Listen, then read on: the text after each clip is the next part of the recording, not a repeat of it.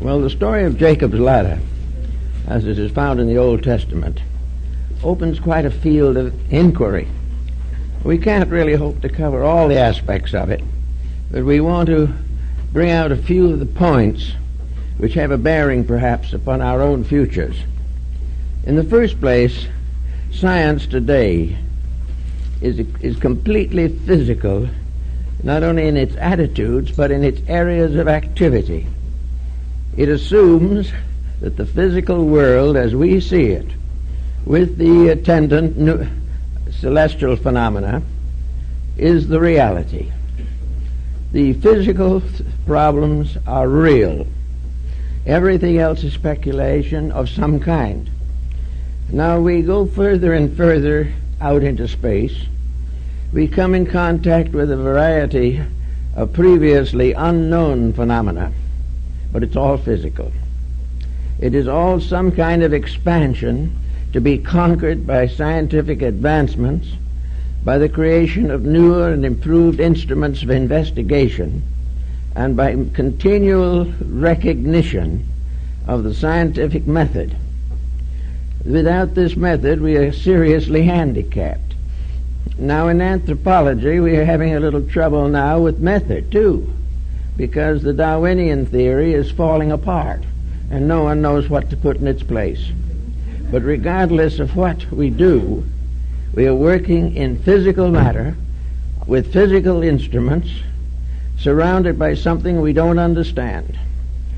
To the material scientist, the physical existence extends to the ultimate, absolute extremity of conditioned existence. It goes on and on and on, beyond all the solar systems and all the nebulae that we can possibly imagine. But everything is physical. It is all to be estimated by the vision of the beholder, supported by scientific equipment. So here we have a rather interesting problem. We'll take a chart, for instance. Supposing we have a picture that a scientist takes of the solar system. We have numerous such pictures. They have them in all the observatories and planetariums and all these places. It looks like just a flat map with one circle after another representing the orbits of planets, with various markings to indicate certain fixed stars that are valuable. But all of these markings are on a flat surface. They're in 1 or 2 dimensions at most. And in this two-dimensional locking of pictographs of various kinds, we get no assurance or insight into what lies beyond. The ancients had one up on us. They recognized that there was something we didn't see, that we couldn't see under normal conditions, and that the visible universe is only a manifestation or a tail-end appendage of something infinitely greater. Now, this infinitely greater has up to now defied scientific investigation, although every once in a while somebody lifts a corner of the mystery, takes a quick look, and drops the corner again. We do not know exactly what is out there, but it is becoming more evident that there is something beyond what we can see. If there is something that we can't see, then we are not in the condition to come to final estimations of the world in which we live. If we cannot see beyond the physical, and there is something beyond the physical, it becomes more or less probable that whatever that is that we don't see is the cause of that which we do see. This is an irritating thought, but still you can't completely disregard it. So we come to the idea that the ancients had, and we had ourselves down to the time of Copernicus and Galileo, that the physical universe was only a small part of creation, that the rest of it was just as real, but not within the range of our sensory perceptions under normal conditions. Occasionally someone with an extra sense has brought back information of great interest, but it wasn't possible to settle it down into science because it was another dimension and would not fit into the two-dimensional world of modern physical research. So gradually there has come about a restoration of certain aspects of ancient learning. We are beginning to recognize that there were many very admirable scholars in ancient times who, if they were not psychic, at least had trained the intellect to the recognition of certain values. Now, to train a mind is very important, but what you train it for is still more important. If you train a mind to see only the visible, that is all that it will see. If we train the mind, however, to believe and to see that which is outside of physical matter, something that is not immediately tangible to the objective sight, then we can perhaps rationalize on a number of important points. And the ancients did a great deal of this rationalization. Without the instruments we could not function. Without the background of centuries of research, they did some of the most important basic thinking we have in the world of science. Pythagoras with his mathematics and Ptolemy with his astronomy were true great pioneers in the search for the facts about existence. Now, if we take it for granted that the physical world is only a part of something, that it is only the physical manifestation of a vast invisible structure, the thought is not as bewildering as one might think. Even physically, the magnitude of the universe is inconceivable. And if we wish to recognize that it is just more inconceivable than we thought, there will be a certain amount of interest on the matter. Now, in the ancient world, we find a gradual development of a law of analogy. As above, so below. As in the heavens, so on the earth. As in the sky, so in the body of man. As it is in the universe, so it is in the strings of a violin. The colors, the elements, everything we know are in orderly sequences. There is a tremendous series of symbols, each symbolizing not only itself but other things. And this was developed strongly in Asia and also strongly by the mystics of the Middle Ages in Europe. It suddenly became obvious, to some at least, that the universe was a great being and that man was a miniature universe. This analogy was the basis of most early research, and it is this analogy that has gradually faded away under the pressure of intense visualization of material things. Yet the body of man is not all of man, or he would not be worth considering. The body of the universe cannot be all of the universe, or it would not exert invisible laws upon visible things. Everywhere there is an indication that there is something beyond, something behind, and something greater than that which can be captured by the physical sensory perceptions. So this brings us now into the story of the ladder. The ladder, of course, is one of the most ancient symbols that we find in the religions of the world. The ladder of Jacob, upon which the angels ascended and descended, is only one of many examples. The same concept as that occurs in the Revelation of John, where we find suddenly the universe stratified into various levels, layers. We remember the night journey of Mohammed to heaven from the rock Moriah, where he goes through the orbits of the 7 planets, and they become the steps of the ladder. We find Ishtar descending through the 7 gates to rescue Amos, the divine in man. We find in the mystics of the Middle Ages, the Rosicrucians, the alchemists, the Kabbalists, always a strange and wonderful story about this septenary mystery of life. We find it even in Homer's Odyssey. We find it in China, in India, in Greece, in Egypt, in Persia. We find it everywhere. This mysterious idea, the layers of which are the steps of a gigantic ladder. Now this ladder, if we are to believe Hermes, the great Egyptian mystic, the thaumaturgist, of whose life nothing is known. But anyway, in his emerald tablet, Hermes declares that the above is like the below, the superior is like the inferior, the lesser is like the greater is like the lesser. All things follow one immense pattern, and if anyone can break the mystery of that pattern in any one point, any one level, he has the key to the whole mystery. So for centuries men sought this key. Some believe they found it. There are many strange records of such discoveries. But gradually the majority of human beings became discouraged, disillusioned. Locked within the band of sensory materialism, they gradually came in the end to a blind mystery. They could go so far and no further, and that which they sought faded away into the unknown.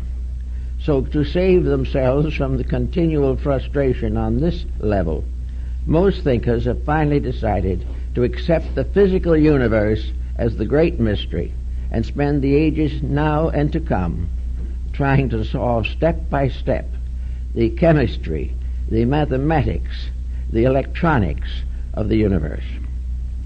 Now, in this particular point, we have two very great texts to work with. We have a realization of this in the complete miniature of life, which we call the human being. It has always been held in mysticism that the human being was a miniature of life, that anyone who could completely solve man could solve all other things. But at the moment, no one really seems to be that interested in solving man. The great purpose today is to fit man into the economic empire which we have created in this world. It is not what a man is that counts now. It's what he's worth by the hour.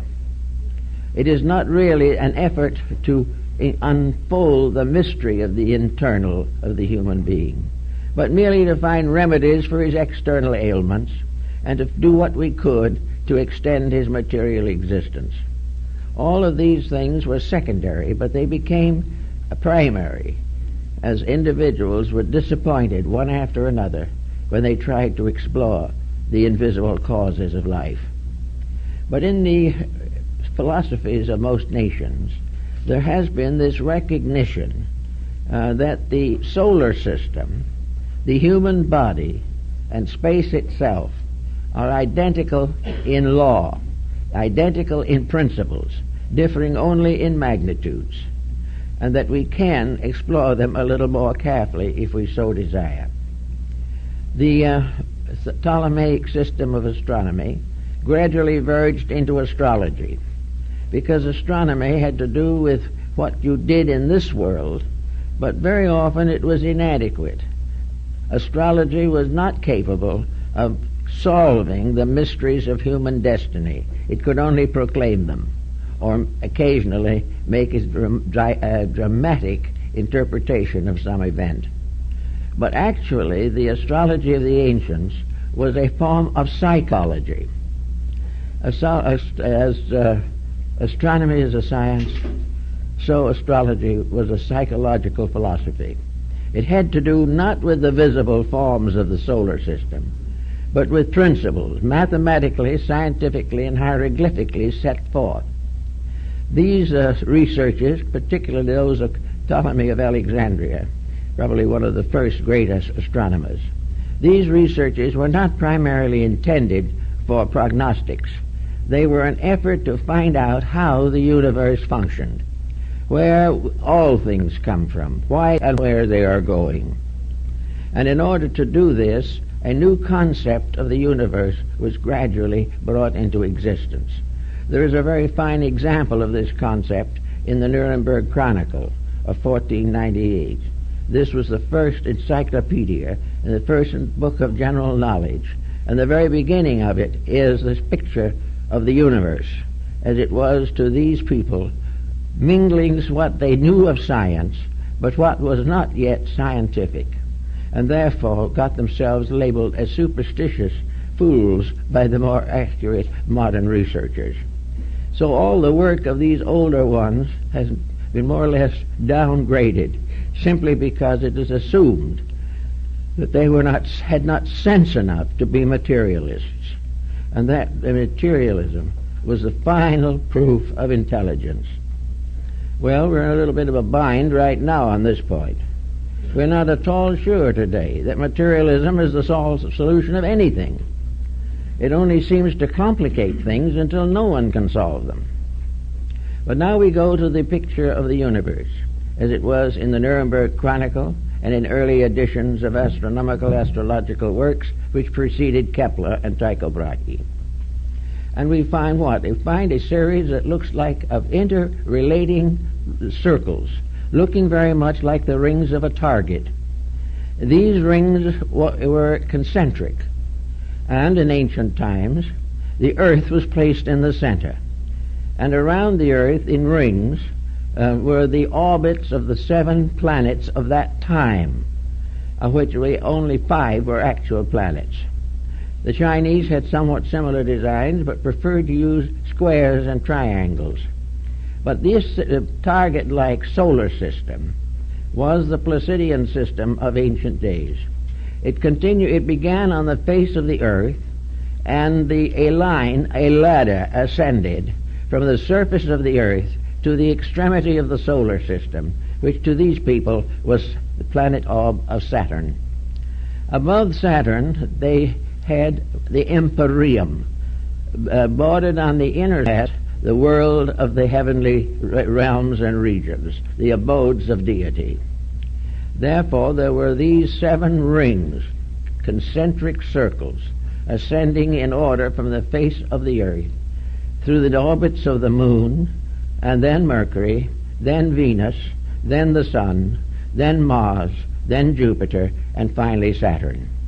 This was the target-like design, which for hundreds of years completely satisfied the needs of a world devoted to inward growth rather than to scientific complications. Now this target-like device, with its various rings, inspired a number of useful discoveries. Apparently it impelled Pythagoras to discover the octave, or the mystery of musical harmony. It permitted him also to discover the principal chords, and by stretching a thread or cord from the face of the earth to the upper end of the orbit of Saturn, he created a cosmic musical instrument. This has been reproduced in design and with diagrams of many values by Robert Fludd, the English Rosicrucian of the 17th century.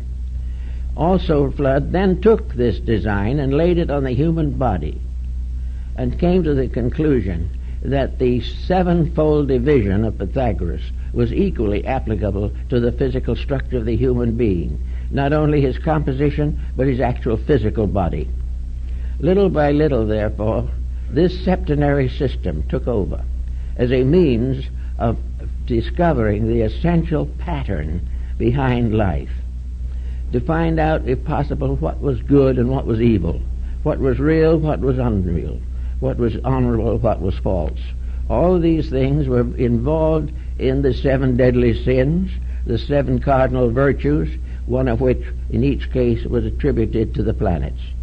So they made a kind of moral universe by bringing all the moralities of life into the planetary structure. They also divided it into areas for continents. They divided the oceans from the land. They created the octave and set up the frets to discover the upper and lower octaves of music. They created a scale of sound, a palette of 7 colors. They developed all types of septenaries, and these septenaries are still more or less valuable. They knew the 7 senses. They also knew the 7 psychic powers of the human being. Everything was developed from a grand diagram. And when that diagram came down to us as on a flat sheet of paper, with the orbits of the planets and the elements indicated, and the empyreum or the divine realms above, the modern astronomer looked at it for a moment and said, it's rubbish. It's not the way solar is at all. This isn't it. This is pure fiction. Well, it may not be fiction, for the reason that reality may not be physical. And no matter how far we go, or how many planets or parts of the universe we discover, we may not have the answer. So instead of ridiculing this old idea, some have taken it and created from it formulas for the reconstruction of life. Now, we know that the ancient mysteries were the sacred institutions of knowledge. They were the universities. They were the gymnasium of education. They were all things to those who sought to know. So these ancient institutions accepted disciples into their structure by a system of rites or tests called initiations. And now, in most cases, these initiations were 7 in number, and they advanced from the material to the most abstract. They formed the rungs of a ladder of growth, a ladder of unfolding internal potentials. The disciple ascended the ladder by overcoming the negative attributes of each of the 7 planets. He learned how to use knowledge and not abuse it. He learned to understand the difference between love and lust. He also sought to understand the difference between education and knowledge. These things gradually developed in many countries. In Babylonia, the goddess Ishtar descends through the 7 gates to rescue the dying Attis or Adonis. The 7 different levels, like Muhammad, climbing the 7 rungs that fell from the sky, which led him up to the uppermost, and at each of the 7 gates was one of the 7 patriarchs of the Old Testament. But when he came to the 7th gate, so strangely enough, in a Muslim book, the guardian of that gate was Christ. Now all this has something to do with astronomy, because the ancient charts show these gates as parts of the orbits of the planets, the psychological universe lying behind the literal one. We find everywhere in the mysteries of Mithras the steps. The Mithraic philosophy reached Great Britain, and there still in the great houses of parliament and law are the symbols of the ancient rites. The Templars' headquarters in London was a place of initiation with 7 steps. All of these things remind us that these steps represent qualities. These qualities each rotates around its own sun. The emotional universe rotates around the intellectual or mercurial world.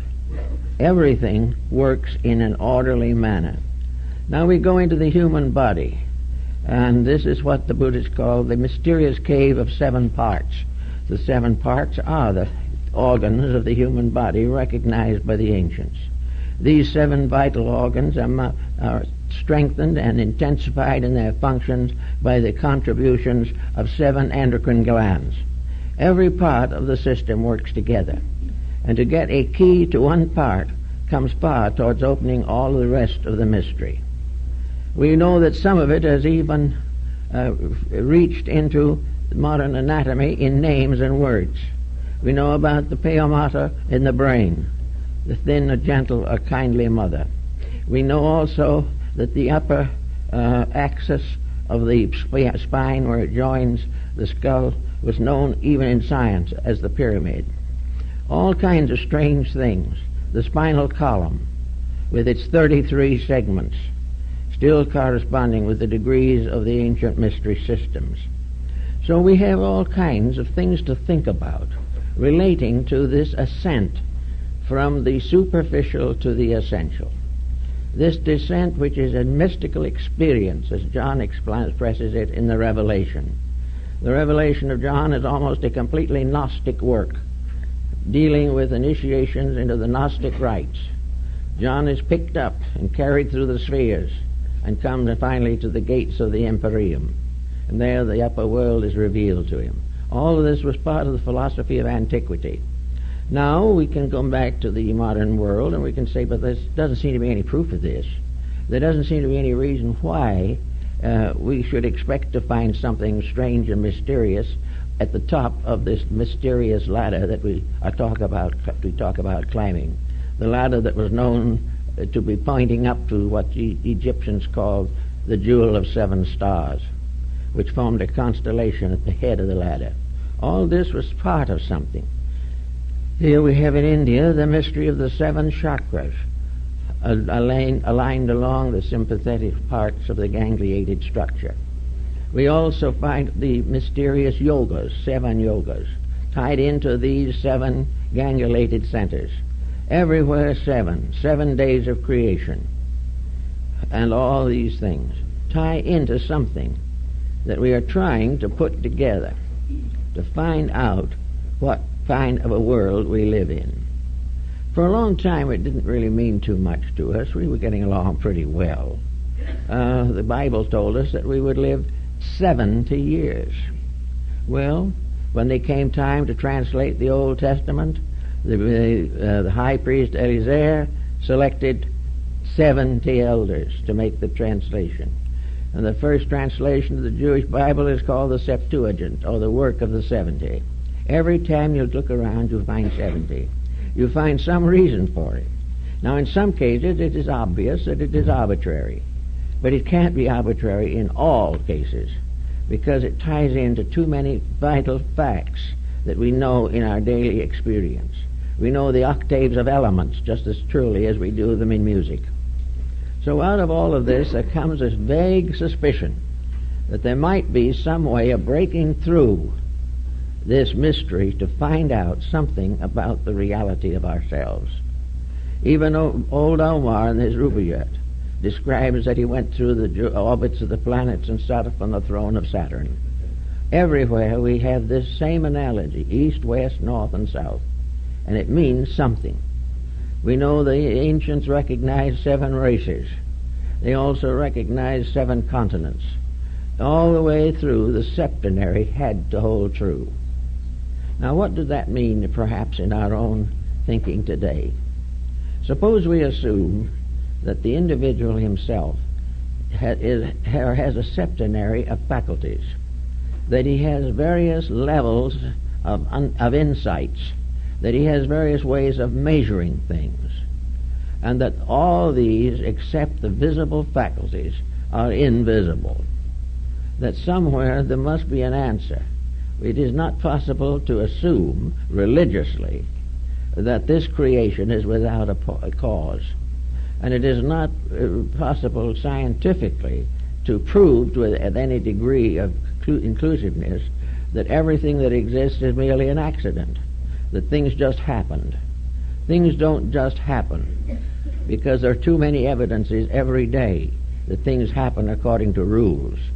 And today there are many, many people who have experienced what we would commonly call miracles, simply because they intuitively kept the facts of life straight, whereas somebody else had mixed it up for themselves.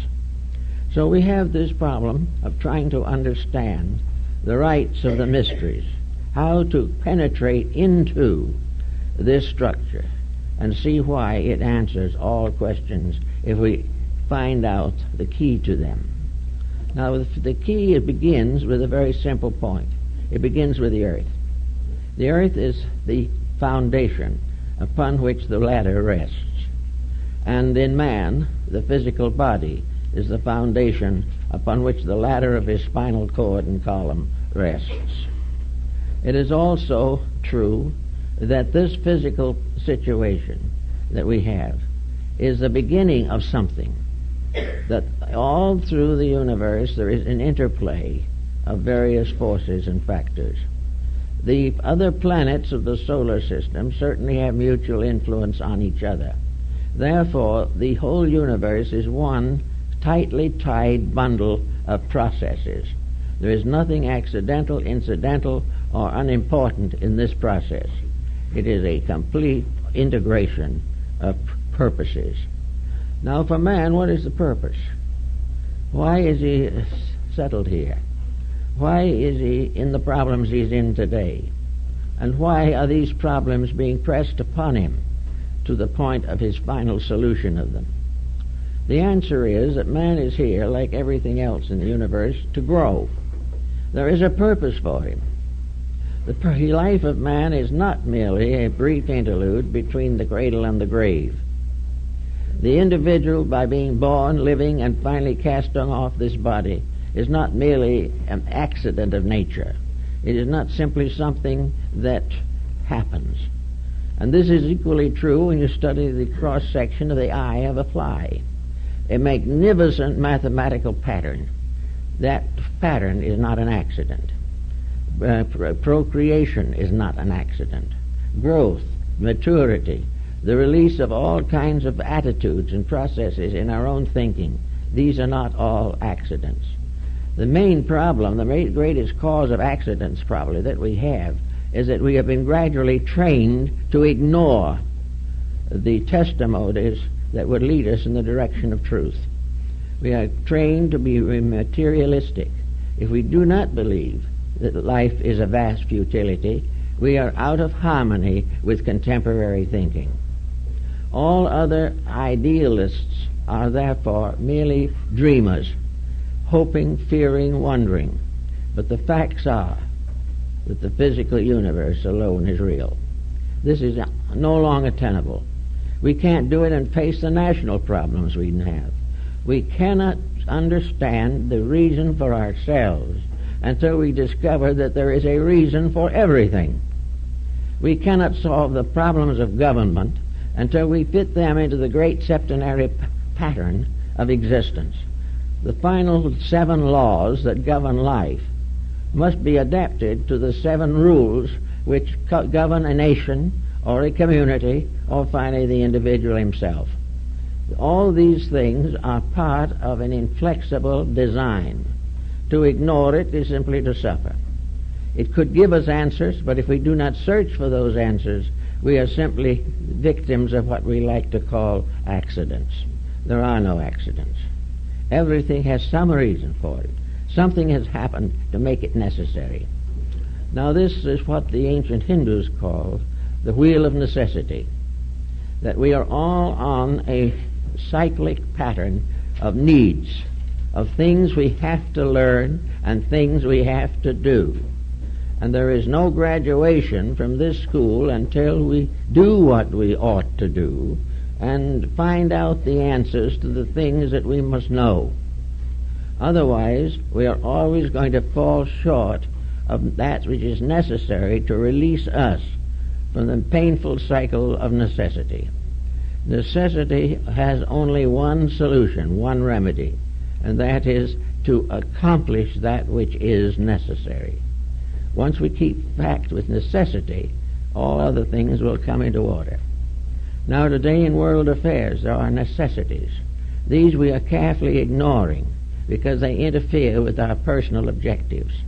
And yet we are going along breaking rules and suffering and blaming it all upon the fact that there are no rules, that everything is just a long trail of accidents, and that we will sometime join the past with its 7,000 years. Actually, we have to begin to think of a lawful universe. Now, if a lawful universe exists, its laws must be susceptible of discovery. It must be possible to solve things if the universe has patterns that require solution and demand solution. Nothing is impossible as long as we become aware of what we are trying to accomplish. And if we accomplish correctly, a great many of our problems become minimal. And most of the things we worry about today, crime, poverty, narcotics addiction, alcoholism, all these things will cease if the individual becomes aware of the rules of life. Now, of course, we make laws physically to inhibit crime, to limit or restrict disasters and disorders. But these laws are not laws we love. They do not arise from realities. They arise from legislation and are frequently modified to the benefit of the executives. We are not actually ruled by laws that are primarily solutional to our need. We are following laws that legislators hope will help us to keep the peace without understanding why there is no peace and will not be until things change and become lawful. Now the ancients left us a great diagram of lawfulness. They gave us a wonderful hint. Lord Bacon advanced this, that by assuming definitely that there was a universal intelligence at the source of all things, yet he held some reputation as a scientist, and he proved conclusively that an individual could work definitely and deeply with physics, mathematics, chemistry, and other sciences, and still be a good child of the Church of England. The actual answers that we need do not interfere with our effectiveness. They simply make this effectiveness real and permanent.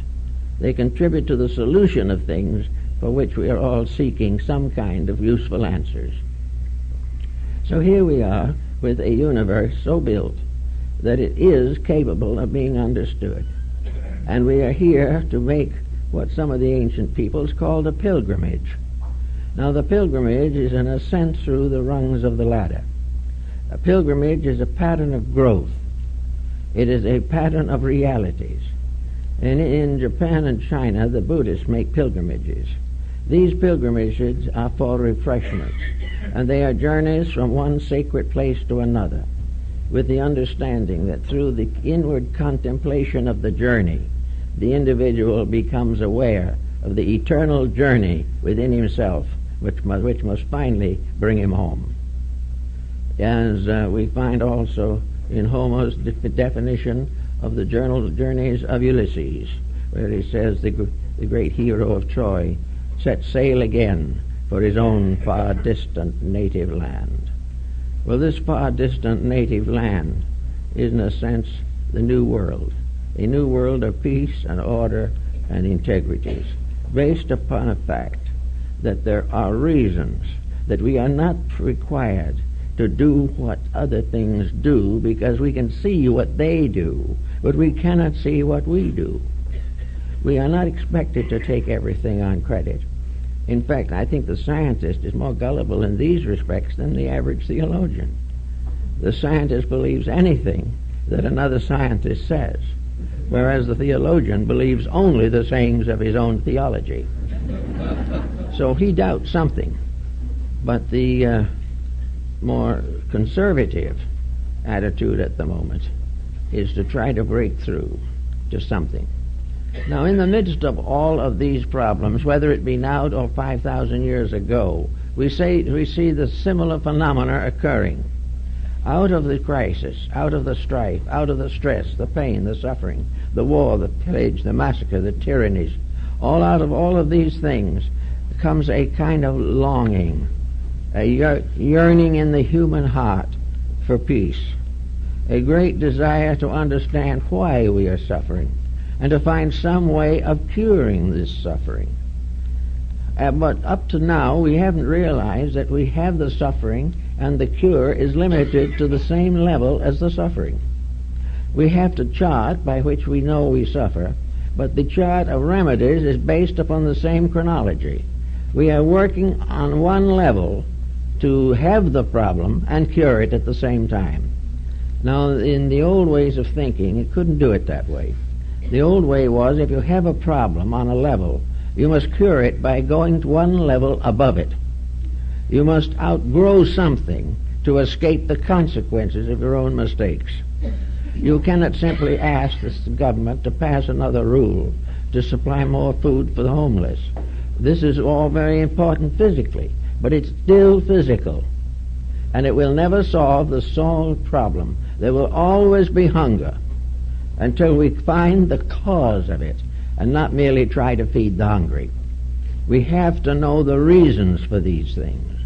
We have to know that our dilemmas result from our own abuses of knowledge, abuses of skill. Science in some cases has actually given us the knowledge we need, but we even abuse that knowledge. We are unwilling to recognize the larger picture. the larger destiny of things. And because of this restriction and limitation, evils go uncorrected generation after generation, and war follows war in painful frequencies. But actually we are the masters of these things. We make them. We cause them. But we do not know how to cure them. Now it may well be also that in a time of this kind, that the new rising mind of the public is going to begin to investigate. In the last, I would say, 5 or 10 years, the interest in transphysical things has increased 100-fold. In every community there are now persons questioning the mistakes that are being made, and also seeking desperately to find an answer, and finding that this answer cannot be found by increasing the police force or getting more firemen or by creating some type of refuge for the hungry. These things may be necessary, but they must be outgrown in favor of something that is permanent, real, and inevitable. So out of the great diagram of the ancients, of the perfectly ordered universe, with its septenary ladder, with all of its hierarchies and orders, a world of mysteries as set forth in such great dramas as Dante's Inferno, Milton's Paradise Lost, and Goethe's Faust. These are all archetypal dramas, playing to the factors that are behind the mortal way of doing things. They tell us of a universe of causes. Now we may not want to feel or believe that somewhere up in the sky there is a world like the one described by John in the Apocalypse. We may not want to see a throne in front of a crystal sea with 24 elders bowing before it. But there again we are in trouble for a very simple reason. Those are symbols, not the reality. They are keys. The designs, the scenes, the situations represented in the spheres of redemption are not to be taken physically and literally. You cannot make a physical literalism out of a spiritual fact. They have to be understood intuitively, mystically, apperceptively. They are symbols to be interpreted, not scenic patterns to be copied. Just as these various moral fables are played out in cosmic mysteries, so the individual is expected to have the insight to realize that they are all parts of his own nature, which he is seeking to develop, and of limitations which he is seeking to overcome. So we get gradually to one concept which I think is very important basically, and that is that there is a pattern, that this pattern is unchanging, that this pattern will not know the 20th century from the 50th. This pattern is the same group of rules. As individuals evolve, they will move from one level of these rules to another. But no individual will ever be allowed to function indefinitely in variance with rules. He has to finally accept them. And by accepting them, vanquish them. By overcoming them, perfecting himself by means of these rules. Now, those of you who have ever been in a Muslim mosque will realize that in the courtyard of the mosque there is always a pool of water. This pool of water, like the Jewish mystery of the bowl on the shoulders of the 12 oxen, this bowl or this pond is a symbol of purification. With purification, the highest physical aspect of existence is the purification of physical life. Purification means the removal from that life of everything that is contrary to life, and anything that is a cause of death, sickness, or destruction. To cleanse means to outgrow those defects which impair the person and endanger his world. So the first step always, represented in this case by the moon, is purification, the lowest rung of the ladder. All things must become clean. Clean inwardly, clean morally, clean and simple and honest in their dealings with each other. Purity in this case means overcoming ulterior motives, overcoming all of the negative criticisms and evil thoughts which offend the law as well as our neighbor, and also to realize that this is the first step and that no one can take the second step until he passes the first one. So the search inwardly for the mystery of the seven-rung ladder has to begin with the individual bringing his material, physical life into order. A lot of people would like to jump right past that and go on to something better. But unless it is conquered, there is no receptivity to something better. The individual who has not corrected his faults will not be happy by lifting them to another level. He will keep right on having his faults. So the first step of the first rung of the ladder was purification. It was the process of bringing the life into harmony with natural law. It was to make the world a natural garden, as it was intended to be, in which all things lived together in peace, and everything was mutually supporting all other things. This land of personal purification is a matter of quite a little serious thought for most people. One of the best ways is to sit down, figure out what your most obvious failings are, and then dividing them up, make a little slip of paper and say, I have a rather quick temper. I'm not very patient. So for the next 30 days, I will work with patience. I will try to discover why I am impatient, and I will also discover why I am punished for impatience. If I am sufficiently impatient, I will have nervous ailments. If it gets too bad, I may have to go to a counselor. If it still gets even worse, it'll break my home. All these things will have to be taken into consideration. But there is no cure except to change, to grow up into a realization of the value. To fight yourself into a control is no good, unless inwardly your consciousness supports that control. It is of no value to you or anything that you are doing. There's no way of getting away except by correcting the fault. Correcting it because we want to grow, not because the fault is a delightful thing we would like to enjoy whenever the occasion arises. When someone offends us, we want to be offended, and we want to show it. So then there are two offenses, one by the other person and one by ourselves. They're in trouble for what they have done, and we are in trouble because we have been unable to maintain our own integrity in the presence of pressure. So all the way along, we take the physical things first. Now the physical things are laws, society. The physical things are marriage and home and family and parents and business. All these things have got to be redeemed. That is, they've got to be straightened out. It doesn't mean that we have to give up everything and become wanderers in the desert. It means that we have to try to use things and not abuse them, trying to find out how to be the greater good to all concerned for the growth and unfoldment of internal faculties. So this goes on until the person can really honestly say that he is no longer hating anything or anyone, that he is no longer out to cheat somebody, that he has no longer the determination to commit a crime against society because of his own personal dissatisfactions. If he gradually understands, then comes the point. To understand, he must begin to learn. He must begin to be aware that there are laws. He has to recognize that he is not making a reformation of himself simply because of something he doesn't understand. The physical solution to it is health.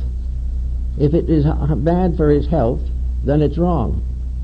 If it is bad for his associations, if it breaks up the normal experiences of living, if it puts penalties upon others that they do not need, then it is not good. But he has to find out for himself how to improve this situation. Now, as he gets a little further along, he comes again onto a new rung of the ladder. And this rung is supposedly governed by the god Mercury. And Mercury is communication. Mercury is also intelligence. Now, Mercury is not philosophy. Mercury is the kind of intelligence that we get in a public school system. Mercury is the training of the mind for the purpose of adjustment with circumstances and conditions. So we come now to the second rung of the ladder, and that is education. Education must become the source of certainties for us. Education must help us to have strength to make the changes that we need to make in order to accomplish the goals which we are presumed to accomplish. Therefore, education must lead us to idealism and not to materialism. Education must help us to understand the divine plan for things and not accept as inevitable human mistakes. We have to use education to find out what is worth knowing, how to find out what does the most to help us to be constructive, useful people. The mind gives us certain faculties upon which we can build and by which we can grow. But we have to in all ways find the inspiration, the integrities to make these adjustments useful and permanent in our lives. After we decide how to be educated, then we have to find out how to use education. An education that uses only our physical faculties for the maintenance of our physical securities is not adequate. Education must make us citizens of the whole great wheel of life. It must cause us to become potential citizens of a universal world, a world that extends beyond the stars. We should recognize ourselves as parts of a vast plan and not as poor, suffering individuals deserted by everything, including time. This is the second type of thought. Then we come to the rulership of the third rung of the ladder, which is Venus. Now, Venus is emotional maturity. It is the revelation of the emotional beauty factor. It governs affection, it governs beauty, it governs all of those impulses which arise from the sublimities of existence. It is also a sincere affair. The great keynote of Venus is sincerity, that all emotions must be true, must be real, must be right, that all emotions must lead the individual to a higher degree of insight and, if necessary or possible, impel others to self-improvement. In other words, the satisfaction of affections is the proper use of our feelings of unity, of responsibility, and of all those natural relationships which are part of our third step of initiation, so to say. In other words, we have to cleanse the inside of the emotional cup. We have to purify our lives. We do not become ascetics. We do not become monastics. We become kindly people, using the powers that we possess as they were intended. All misuse is tragedy. Things must be as they should be. And that takes the next rung of the ladder, and that next rung is the sun. Of course, the ancients considered the sun to be a planet. This was not true, but for their analogy of the purpose they were working with, it was suitable until other planets were discovered. The sun, therefore, comes to be the life giver. The sun is the contribution of each individual to the eternal growth of things. It is the problem of bringing life and light to others. It is service. It is protection. It is the necessary sacrifice of self-interest for the good of all things. The Egyptian pharaoh Akhenaten worshipped or venerated the divine power in the form of a sunball. Each of the rays of the sun ending in a human hand, these hands intended to lift up the holy, lift up the sad, lift up the imperfect, and to rescue all life from the restrictions of ambition and things of this nature. Therefore, it was the problem of the sun that the individual becomes a sun on this level of integration, and therefore must give his light to the whole world. and must never in any way fail to share those good values which he has, as light of morality, light of integrity, light of comfort, consolation, and pity. All these things belong to the sharing of life one with another. After this has been more or less well accomplished, we pass to Mars, and this is one that most people will have a great trouble with. It is high on the level of initiation rites, because it would be impossible to accomplish it without considerable previous growth. But Mars is competition. Mars is mutual destruction for profit. Mars is the desperate effort to overwhelm, overcome, or dominate something. Now in nations this causes war after war, and is one of the most destructive factors there is in human life. But most always also it is a symbol of domination in little things. Domination in a home, domination in business, domination in the community, even domination in theology. All domination, all effort to bind by force others to slavery to us or our purposes, our ambitions, the sacrifice of the life of the child in order that the child may fulfill our ambitions. All of these things come under Mars. Mars is a more or less active, somewhat destructive force, but it is also the basis of courage. It is the basis of willingness to sacrifice self for the common good.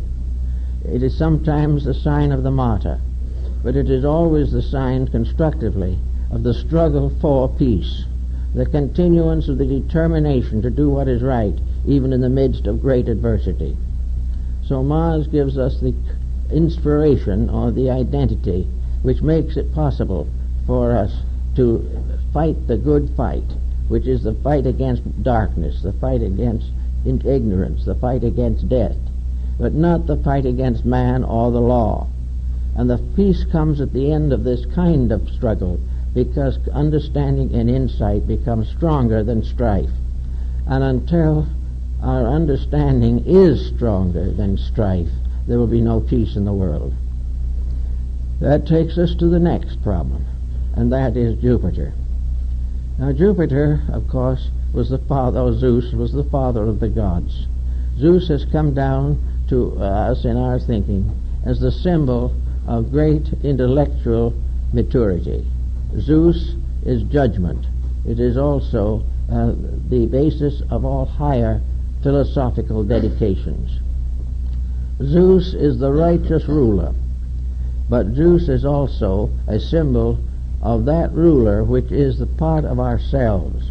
Gradually we have gotten ourselves away from the domination of faculties, sensory perceptions, and the lower parts of consciousness. We come finally to Jupiter. Jupiter is the symbol of a strange kind of majority. Jupiter is the worldly wise. It knows all things that are necessary to know, except that it will never be able to solve the mystery of itself. Jupiter, therefore, is a wisdom in which worldly wisdom has been blended with divine wisdom. And if this blending is proper and complete, then Jupiter becomes the symbol of the philosophic elect. A philosophical person is not one who knows more than his neighbor, but one who lives better than his neighbor and helps, if possible, to bring his neighbor into peace. Now Jupiter also points out that there will always be leadership of some kind in this world, that no matter what we do, no time will come when everyone is exactly the same. And in the interim by which we must climb this ladder, there will be many times in which leadership becomes important. And therefore the great problem arises in the name of the Jupiterian leadership. The Jupiterian leader, no matter how much power it has, will never abuse that power in any way. The Jupiterian leader will never fail to work first of all for the good of the led, for those he leads. The Jupiterian leader also has a deep religious insight. No good leader can be an atheist. He cannot hope to solve the people's problems unless in his own heart he has blended the intellect and the spiritual faculties of the human constitution. The leader must therefore be enlightened, and an enlightened leader is one above any action which is not honorable. The leader responsibility is heavy, and instead of using leadership as a symbol of opportunity to exploit, really leadership is the privilege of service. It is the privilege of doing things for other people to make life better for them and for the world in which they live. The unselfish leadership is the highest aspect, and therefore becomes the sixth level of the cycle. And then comes the last, Saturn. And Saturn was the ancient father who devoured all his own sons. It was a very interesting legendary behind Saturn. Saturn is a symbol of a very deep composure. Saturn is the final statement of a maturity blending inside spiritual enlightenment with material adjustments. Saturn is therefore the symbol of that balance which, when achieved, makes the individual almost indestructible. Saturn is that which has no longer any breakage with law. It has no longer any conflict with realities. Therefore, in the more common feelings of astrology, Saturn is the bestower of long life. This means simply that it has reached the point where it does not cause short life to itself. It has kept the rule. It has made the dedications. It has the profound attitudes and yet the simplicity and directness of revelation. So Saturn represents the truly wise person, the philosophic elect, the sage, the person who has lived the life and has now become the teacher of others. It is the religious symbol of leadership. It is the power to become the good shepherd and carry forward the labors of sharing wisdom. It is from the Saturn level that the great leaders of peoples should be chosen. Leaders who would be incapable of leading a people into war. A leader that would be incapable of permitting discord and dissension of an unreasonable nature from arising within his empire. So that the one who would be the greatest among us must be the servant of all, and that is the position of Saturn. All greatness is service.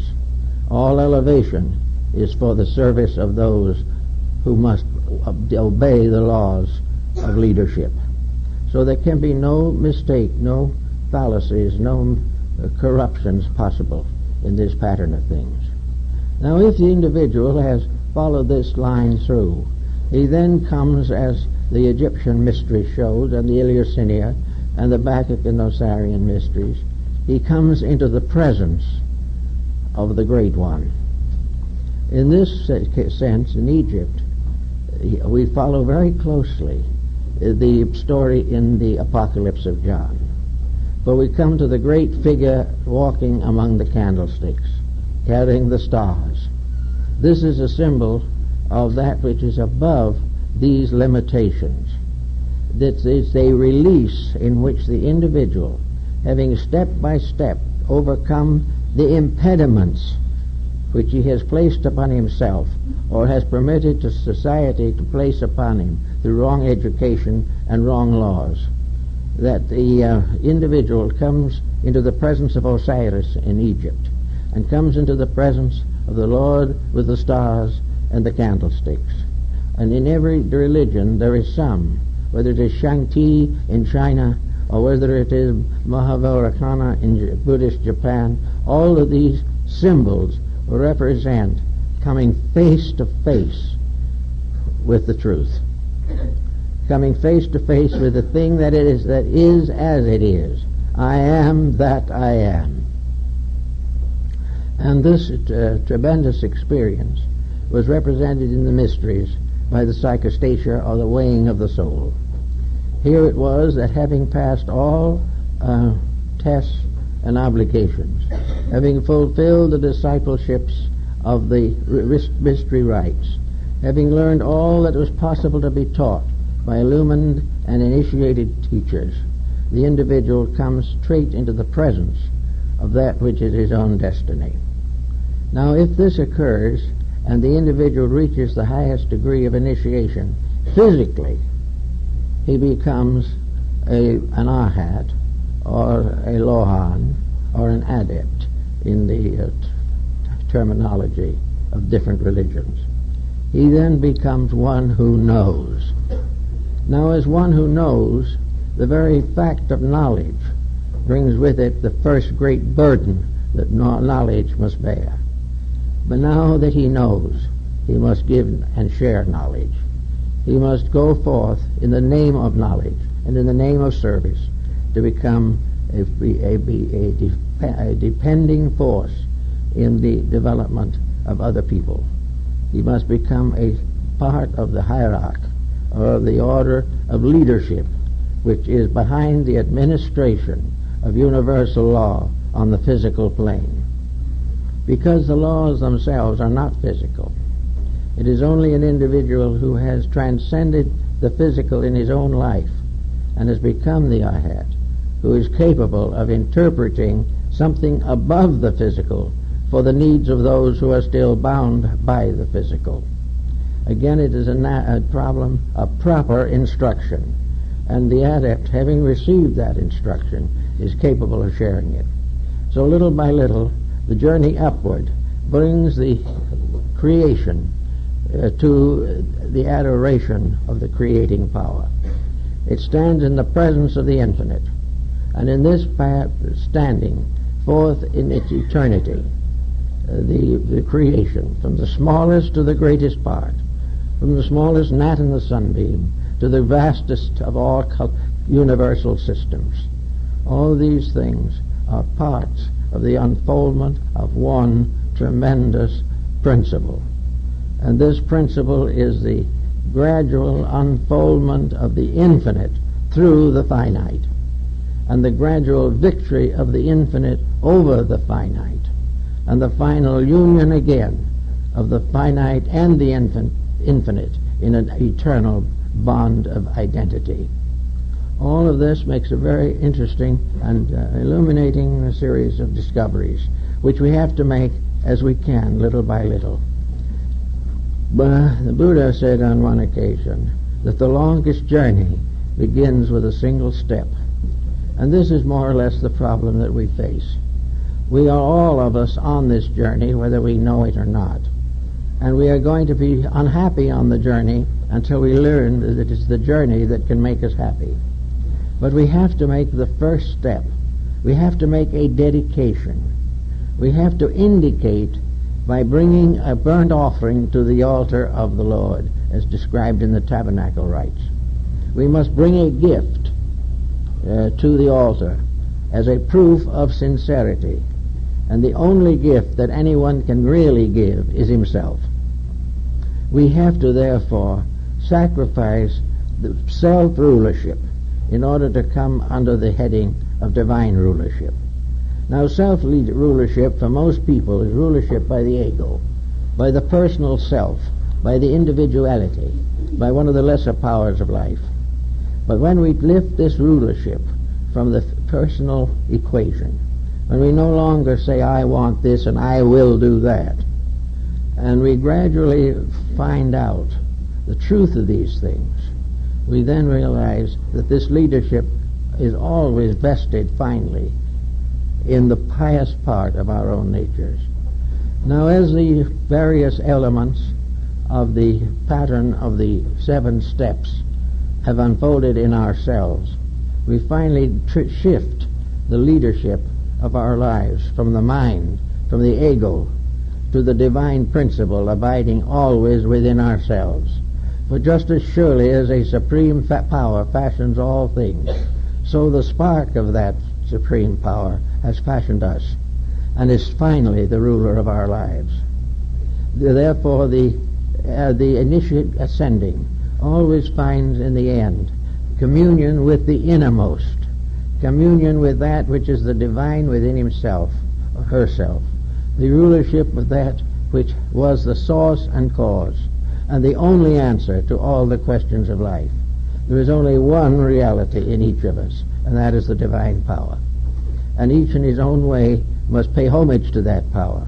And each out of his own struggles, his own labors, and his own works must build a temple which is to be the dwelling place of that one power.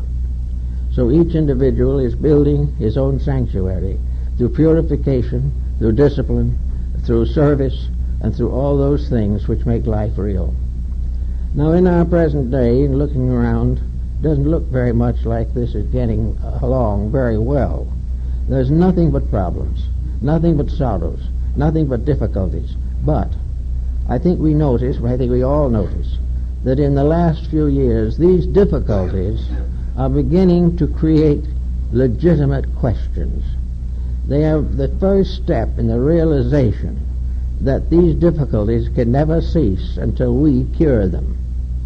We have been waiting for something else to cure them. We have been waiting for the angels to come down and take away our misfortunes. We have tried to escape through everything from cursing to praying, but the problems still remain. And they will remain until we recognize the real answer. We are worried about nuclear fission. We are worried about various types of restriction and limitation of growth.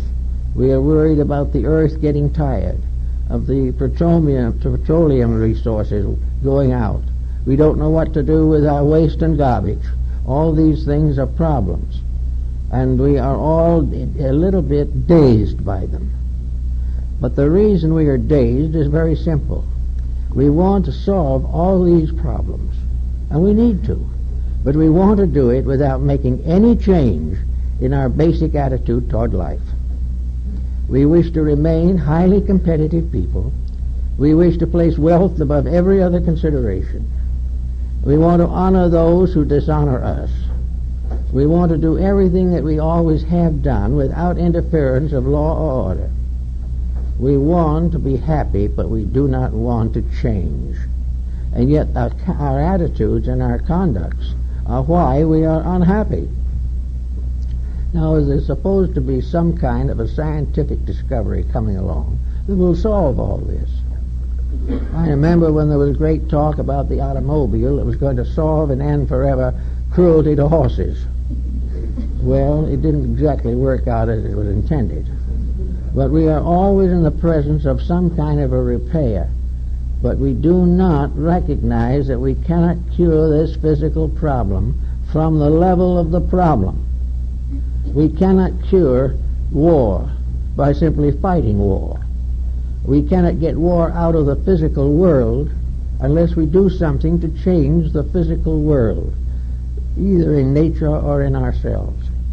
We cannot get better without becoming a little bit more virtuous. So in this problem and struggle, we have to face that this mysterious circular diagram with the 7 circles represents not only the cycle of growth, but it represents the level of problems that have to be overcome one by one. But there can be no problem overcome unless the cause of it is outgrown. And it is outgrown not by ages of suffering, but by proper intelligent education. We have to be taught the laws of life. We have to be taught the ways of living. And we should start with young people. Our ancestors, with a simple faith in God, and with children who obeyed, in principle at least, the simple ways of their ancestors, the problem was not very serious. But now it is becoming the proof that infirmities build up, corruptions multiply, and we have come to a time where we have simply gone too far in the ignoring of value. And we cannot do this indefinitely. Socialized states are beginning to discover they cannot handle their own states unless they are able to do something ethical or religious to enlighten and hold the attention of people to self-improvement or national or world improvement.